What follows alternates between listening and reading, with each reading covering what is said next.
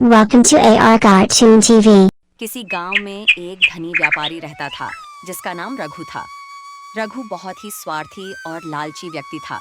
वह अपने लाभ के लिए दूसरों का शोषण करता और हमेशा अपने फायदे के बारे में ही सोचता था। गांव वाले उससे दूर ही रहते थे क्योंकि उन्होंने महसूस किया कि वह कभी किसी की मदद नहीं करता था, चाहे सामने वाले की स्थिति कितनी भी कठिन क्यों न हो।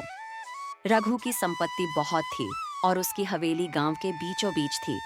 एक दिन गांव में अकाल पड़ गया, खेती बाड़ी चौपट हो गई और लोगों के पास खाने के लिए अनाज नहीं बचा। गांव वाले परेशान होकर रघु के पास मदद मांगने आए। रघु के पास अनाज का बड़ा भंडार था, लेकिन उसने अनाज देने से साफ मना कर दिया। उसने कहा, मैं अपना अनाज किसी को मुफ्त में नहीं दूंगा। अगर किसी को चाहिए तो मुझे इसकी पूरी कीमत देनी होगी।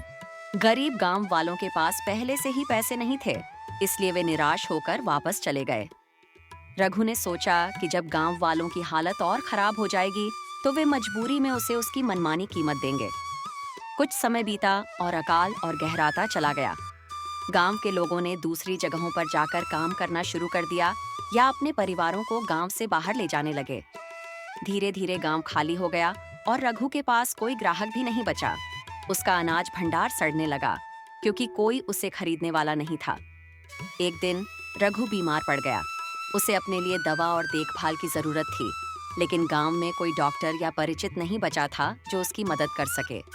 यहाँ तक कि जो लोग कभी उसकी सेवा में लगे रहते थे, उन्होंने भी उसकी स्वार्थी प्रवृत्ति के कारण उसे छोड़ दिया था।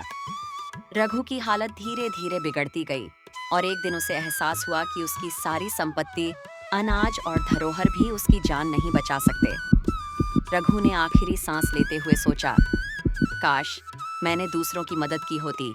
आज मेरे पास सब कुछ होते हुए भी मैं अकेला और असहाय हूँ। इस प्रकार रघु का अंत हो गया और उसके स्वार्थ का फल उसे अकेलेपन और मृत्यु के रूप में मिला।